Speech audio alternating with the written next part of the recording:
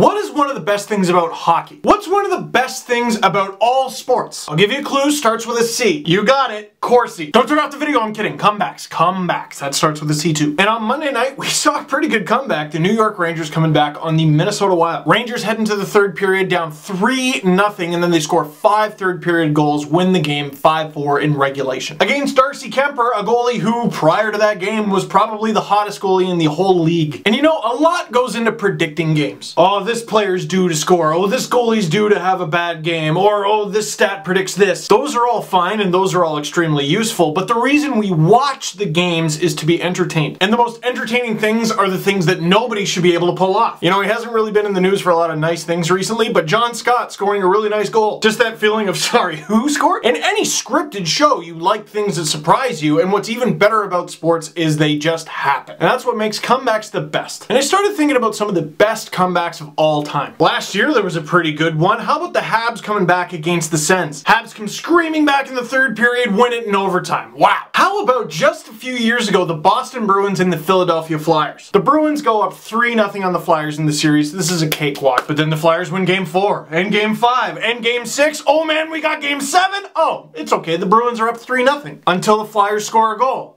And another, and another, and another. And not only do they come back in the series, but they come back in Game 7, eliminating the Bruins. And there was another comeback involving the Bruins. What was it? I can't really remember. Might as well not talk about it. How about this? November 29th in the year 2000. The Al MacInnis, Chris Pronger era St. Louis Blues. Oh yeah? They got those names on their team? Guess what? You're down 5-0 in the third period to the Leafs. You suck. Until they came back and beat the Leafs 6-5 in overtime. That was one of the first times I ever got grounded as a kid, because my parents could hear me swearing from 2 floors up. Everyone knows about Team Canada's amazing comeback against Russia. Jordan Eberle scores that goal. 5.4 seconds left. Canada wins in the shootout, go on to win the gold medal. Oh, let's hug. But we pretty much never talk about 2 years later when Canada was up 3-0 in the third on Russia. Russia comes back, wins the gold medal. I know I don't like to think about that game because it's not good for my health, frankly. And you know what's amazing about that Eberle 5.4 goal is the next year, Saskatoon, Saskatchewan, Team Canada down 2 goals in the third period in the gold medal game to the United States.